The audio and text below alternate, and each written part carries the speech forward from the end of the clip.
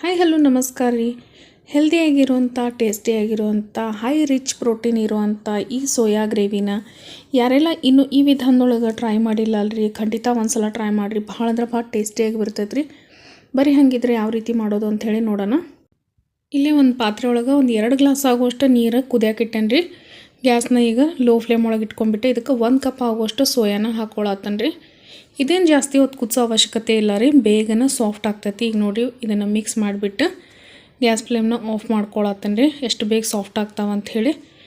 ಈಗ ನೋಡಿ gas ಫ್ಲೇಮ್ನ of ಮಾಡೀನಿ, ನಿಮಗೆ ತೋರಿಸ್ತೇನೆ ನೋಡಿರಿ ಎಷ್ಟು ಸಾಫ್ಟ್ ಆಗ್ಯದ ಅಂಥೇಳಿ. ಈಗ ನೋಡಿರಿ ಇದು ಕೈಯಿಂದ ಈ ರೀತಿ ಮುರಿದ್ರೆ ಕಟ್ಟಾಗತ್ತವ. ಈಗ ನೋಡಿರಿ ಇದನ್ನು ನಾನು ಇಲ್ಲೇ ಒಂದು ಜರಡಿ ಇಟ್ಬಿಟ್ಟು ನೀರನ್ನ ಬಸ್ಕೊಳ್ಬೇಕಾಗ್ತೈತೆ ರೀ ಬಿಸಿವು. ಯಾಕಂದರೆ ಇದ್ರೊಳಗೆ ಹಂಗೆ ಬಿಟ್ಟರೆ ಪೂರ್ತಿ ಸಾಫ್ಟ್ ಆಗ್ತಾವೆ. ಈಗ ಇದ್ರ ಮೇಲೆ ಸ್ವಲ್ಪ ತಣ್ಣಗಿರೋಂಥ ನೀರು ಹಾಕ್ಕೊಳತ್ತೇನೆ ರೀ.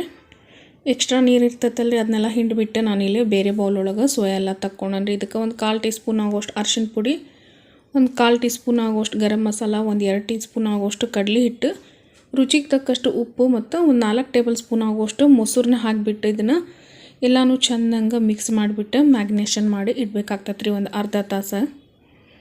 ಪೂರ್ತಿ ಎಲ್ಲ ಮಸಾಲೆ ಎಲ್ಲ ಮಸ್ತ್ ಅದ್ರೊಳಗೆ ಮಿಕ್ಸ್ ಆಯ್ತಂದ್ರೆ ತಿನ್ನೋಕೆ ಭಾಳ ಅಂದ್ರೆ ಭಾಳ ಟೇಸ್ಟಿಯಾಗಿ ಬರ್ತೈತೆ ರೀ ಸೋಯಾ ಗ್ರೇವಿ.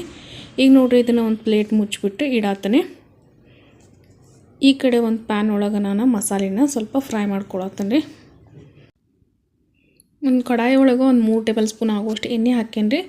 ಈಗ ಇದಕ್ಕೆ ನಾನು ಮಸಾಲೆಗೆ ಅಂಥೇಳಿ ಒಂದು 7 ರಿಂದ 8 ಹಸಿಮೆಣ್ಸಿಕಾಯಿ, 1 ಇಂಚ್ ಆಗೋಷ್ಟು ಹಸಿ ಶುಂಠಿ, ಒಂದು 8 ರಿಂದ 10 ಬೆಳ್ಳುಳ್ಳಿ ಹೆಸರು, 2 ಉಳ್ಳಾಗಡ್ಡಿನ ಸ್ಲೈಸಾಗಿ ಕಟ್ ಮಾಡಿಬಿಟ್ಟು ತೊಗೊಂಡ್ರಿ. ಫಸ್ಟಿಗೆ ಉಳ್ಳಾಗಡ್ಡಿ ಹಾಕ್ಕೊಳತ್ತೇನೆ ರೀ. ಇದಕ್ಕೆ ಒಂದು 7 ರಿಂದ 8 ಕಾಜು ಸೇರ್ಸಾತೇನೆ ರೀ. ಹಂಗೆ ಉಳ್ದಿರೋಂಥ ಹಸಿಮೆಣ್ಸಿಕಾಯಿ, ಶುಂಠಿ, ಬೆಳ್ಳುಳ್ಳಿನೂ ಸೇರ್ಸೇನೆ ರೀ. ಉಳ್ಳಾಗಡ್ಡಿ ಎಲ್ಲ ಸಾಫ್ಟ್ ಆಗ್ಬೇಕು ರೀ, ಅಲ್ಲಿವರೆಗೆ ಇದನ್ನು ಫ್ರೈ ಮಾಡ್ಕೊಳ್ಬೇಕಾಗ್ತೈತೆ ರೀ. ಯಾರೆಲ್ಲ ಚಾನಲ್ ಹೊಸದಾಗಿ ನೋಡತ್ತೀರಿ ಚಾನಲ್ನ ಸಬ್ಸ್ಕ್ರೈಬ್ ಮಾಡ್ಕೊಂಡು ನೋಡಿರಿ. ವಿಡಿಯೋ ಇಷ್ಟ ಆಯ್ತಂದ್ರೆ ಒಂದು ಲೈಕ್ ಕೊಟ್ಟು ಸಪೋರ್ಟ್ ಮಾಡಿರಿ. ಆದಷ್ಟು ಹೆಚ್ಚೆಚ್ಚಾಗಿ ನಿಮ್ಮ ಫ್ಯಾಮಿಲಿ ಫ್ರೆಂಡ್ ಜೊತೆ ವಿಡಿಯೋಗಳನ್ನ ಶೇರ್ ಮಾಡಿಕೊಡ್ರಿ. ಈ ಮುಖಾಂತರ ನೀವು ಇನ್ನೂ ಹೆಚ್ಚಾಗಿ ಸಪೋರ್ಟ್ ಮಾಡಿರಿ ಅಂತ ಕೇಳ್ತೀನಿ. ಈಗ ನೋಡಿರಿ ಉಳ್ಳಾಗಡ್ಡಿ ಸ್ವಲ್ಪ ಸಾಫ್ಟ್ ಆದಮೇಲೆ ಇದಕ್ಕೆ ಸ್ವಲ್ಪ ಕೊತ್ತಂಬರಿ ಸೊಪ್ಪನ್ನ ಸೇರ್ಸಾತೀನಿ.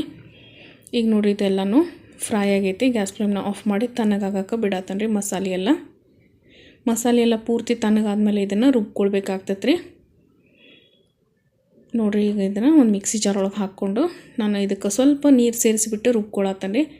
ಜಾಸ್ತಿ ನೀರೆಲ್ಲ ಸೇರಿಸ್ಬೇಡ್ರಿ, ಸ್ವಲ್ಪ ನೀರು ಸೇರಿಸ್ಬಿಟ್ಟು ನೈಸಾಗಿ ರುಬ್ಕೊಳ್ಬೇಕಾಗ್ತೈತೆ ರೀ. ಈಗ ನೋಡಿರಿ ಮಸಾಲೆ ಎಲ್ಲ ರೆಡಿ ಆಗೈತಿ. ಈ ಕಡೆ ಮಸಾಲೆ ಅದು ರೆಡಿ ಮಾಡೋ ಅಷ್ಟರೊಳಗೆ ಸೋಯಾನು ಅರ್ಧ ಗಂಟೆ ಆಗೈತೆ ರೀ ನೆನೆಸ್ಬಿಟ್ಟು. ಈಗ ಇದನ್ನು ನಾನು ಶಾಲೋ ಫ್ರೈ ಮಾಡ್ಕೊಳತ್ತೇನೆ ರೀ. ಈಗಿದ್ದ ಕಡಾಯಿಗೆ ನಾನು 2 ಟೇಬಲ್ ಸ್ಪೂನ್ ಆಗುವಷ್ಟು ಎಣ್ಣೆ ಹಾಕೇನಿ ರೀ. ಈಗ ಸೋಯಾನ ಶಾಲೋ ಫ್ರೈ ಮಾಡ್ಕೊಳತ್ತೇನೆ. ಈ ರೀತಿ ಶಾಲೋ ಫ್ರೈ ಮಾಡೋದ್ರಿಂದ ಗ್ರೇವಿ ಮಸ್ತಾಗಿ ಬರ್ತೈತೆ ರೀ. ಸ್ವಲ್ಪನೂ ಹಸಿ ವಾಸನೆ ಇರೋಂಗಿಲ್ಲ, ತಿನ್ನಕ್ಕಂತೂ ಟೇಸ್ಟು ಭಾರಿ ಇರ್ತೈತೆ ರೀ. ಇದನ್ನು ನೀವು ಇದೇ ರೀತಿ ಫ್ರೈ ಮಾಡಿನೂ ತಿನ್ಬೋದು ರೀ. ಇದಕ್ಕೆ ಸ್ವಲ್ಪ ಚಾಟ್ ಮಸಾಲ ಅಥವಾ ಅಮ್ಚೂರ್ ಪೌಡ್ರ್ ಹಾಕ್ಕೊಂಡು ಸ್ವಲ್ಪ ಖಾರದ ಪುಡಿ ಹಾಕಿ ತಿನ್ನೋದ್ರಿಂದನೂ ಮಸ್ತಾಗಿರ್ತೈತೆ ರೀ. ಇದನ್ನು ಪೂರ್ತಿಯಾಗಿ ಚಲೋ ತಂಗ ಸ್ವಲ್ಪ ಗೋಲ್ಡನ್ ಕಲರ್ ಬರ್ಬೇಕು ರೀ, ಅಲ್ಲಿವರೆಗೆ ಇದನ್ನು ಫ್ರೈ ಮಾಡ್ಕೊಳ್ಬೇಕು ರೀ. ನೋಡಿರಿ ಎಷ್ಟು ಮಸ್ತಾಗಿ ಫ್ರೈ ಆಗ್ಯಾವ. ಈಗ ಇದನ್ನು ಸೈಡ್ ತೆಗೆದಿಟ್ಕೊಳತ್ತೇನೆ ರೀ. ಈಗ ಇನ್ನೊಂದು ಕಡಾಯಿ ಒಳಗೆ ಒಂದು 4 ರಿಂದ 5 ಟೇಬಲ್ ಸ್ಪೂನ್ ಆಗುವಷ್ಟು ಎಣ್ಣೆ ಹಾಕೇನಿ ರೀ. ಎಣ್ಣೆ ಸ್ವಲ್ಪ ಕಾದ್ಮೇಲೆ ಒಂದು ಅರ್ಧ ಟೀ ಸ್ಪೂನ್ ಆಗುವಷ್ಟು ಜೀರಿಗೆ, 1 ಟೀ ಸ್ಪೂನ್ ಆಗುವಷ್ಟು ಕಸ್ತೂರಿ ಮೇಥಿ ಹಾಕೇನಿ ರೀ. ಈಗ ರುಬ್ಬಿರೋಂಥ ಮಸಾಲೆ ಹಾಕ್ಕೊಳತ್ತೇನೆ. ಇದು ಸ್ವಲ್ಪ ಹಸಿ ವಾಸನೆ ಹೋಗ್ಬೇಕು ರೀ ಮಸಾಲಿದು. ಇದನ್ನು ಅಷ್ಟೇ ಒಂದು 2 ನಿಮಿಷ ಫ್ರೈ ಮಾಡ್ಕೊಳತ್ತೇನೆ. ಗ್ಯಾಸ್ನ ಲೋ ಫ್ಲೇಮ್ ಒಳಗೆ ಇಟ್ಕೊಂಡು ಮಸಾಲೆ ಎಲ್ಲ ಸೀದೋಗ್ದಿರೋಂಗೆ ನೋಡಿಕೊಂಡು ಫ್ರೈ ಮಾಡ್ಕೊಳ್ಬೇಕಾಗ್ತೈತೆ ರೀ. ಈಗ ಇದು ನೋಡಿರಿ ಪೂರ್ತಿಯಾಗಿ ಎಲ್ಲ ಮಸಾಲೆ ಫ್ರೈ ಆಗೈತಿ. ಇದಕ್ಕೆ ಒಂದು ಅರ್ಧ ಟೀ ಸ್ಪೂನ್ ಆಗೋಷ್ಟು ಜೀರಿಗೆ ಪುಡಿ ಮತ್ತು 1 ಟೀ ಸ್ಪೂನ್ ಆಗೋಷ್ಟು ಧನಿಯಾ ಪುಡಿ ಹಾಕೇನಿ ರೀ. ಇದನ್ನು ಸಹಿತ ಒಂದು ಸಲ ಚಲೋ ತಂಗೆ ಮಿಕ್ಸ್ ಮಾಡಿಬಿಟ್ಟು ಇದಕ್ಕೆ ಫ್ರೈ ಮಾಡಿಟ್ಟಿರುವಂಥ ಸೋಯಾ ಸೇರಿಸ್ಕೊಳತ್ತೇನೆ ರೀ. ಇದನ್ನು ಎಲ್ಲ ಒಂದು ಸಲ ಮಿಕ್ಸ್ ಮಾಡಿಬಿಟ್ಟು ಇದಕ್ಕೆ ನೀರನ್ನ ಸೇರಿಸ್ಕೊಳ್ಬೇಕಾಗ್ತೈತಿ. ಇಲ್ಲಿ ನಾನು 1 ಕಪ್ ಆಗುವಷ್ಟು ನೀರನ್ನ ಸೇರಿಸೇನಿ. ಸೋಯಾ ಆಲ್ರೆಡಿ ಸಾಫ್ಟ್ ಇರೋದ್ರಿಂದ ಇದು ಜಾಸ್ತಿ ಏನು ಕುದಿಸೋ ಅವಶ್ಯಕತೆ ಇರೋಂಗಿಲ್ಲ ರೀ. ಈಗ ನೋಡಿರಿ ಮಿಕ್ಸಿ ವಾಟಿ ಒಳಗೆ ಸ್ವಲ್ಪ ಮಸಾಲೆ ಇತ್ತು, ಅದಕ್ಕೆ ನಾನು ನೀರು ಹಾಕಿಬಿಟ್ಟು ಇಲ್ಲಿ ಸೋಯಾಗ ಸೇರಿಸ್ಕೊಂಡೀನಿ. ಟೋಟಲಾಗಿ 1 ಕಪ್ ಆಗುವಷ್ಟು ನೀರನ್ನ ಹಾಕೇನಿ ರೀ. ನೀರು ಹಾಕಿಬಿಟ್ಟು ಒಂದು ಸಲ ಮಿಕ್ಸ್ ಮಾಡಿಬಿಟ್ಟು ಉಪ್ಪನ್ನ ಟೇಸ್ಟ್ ಮಾಡಿಕೊಡ್ರಿ.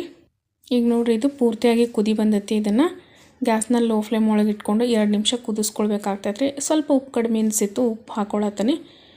ಒಂದು 2 ಟೇಬಲ್ ಸ್ಪೂನ್ ಆಗುವಷ್ಟು ಇದಕ್ಕೆ ಫ್ರೆಶ್ ಕ್ರೀಮ್ ಅಥವಾ ಕೆನಿನ ಸೇರಿಸ್ಕೊಳ್ಬೇಕಾಗ್ತೈತೆ ರೀ.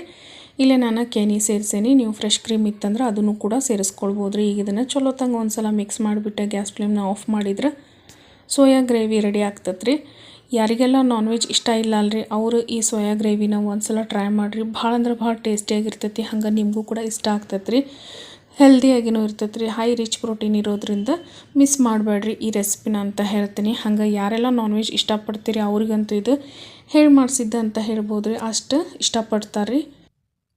ಈ ಸೋಯಾ ಗ್ರೇವಿ ಚಪಾತಿಗೆ, ದೋಸೆಗೆ, ತಂದೂರಿ ರೋಟೀಸ್ಗೆಲ್ಲ ಸೂಪರ್ ಆಗಿರ್ತೈತೆ ರೀ. ಖಂಡಿತ ಈ ರೆಸಿಪಿ ಇಷ್ಟ ಆಗೈತೆ ಅಂತ ತಿಳ್ಕೊತಾನೆ ರೀ. ಇಷ್ಟ ಆಗಿದ್ರೆ ಒಂದು ಲೈಕ್ ಕೊಟ್ಟು ಸಪೋರ್ಟ್ ಮಾಡಿರಿ. ಮತ್ತು ಸಿಗ್ತೀನಂತ ನೆಕ್ಸ್ಟ್ ವಿಡಿಯೋ ಒಳಗೆ. ಅಲ್ಲಿವರೆಗೂ ಎಲ್ಲರಿಗೂ thank you so much for watching.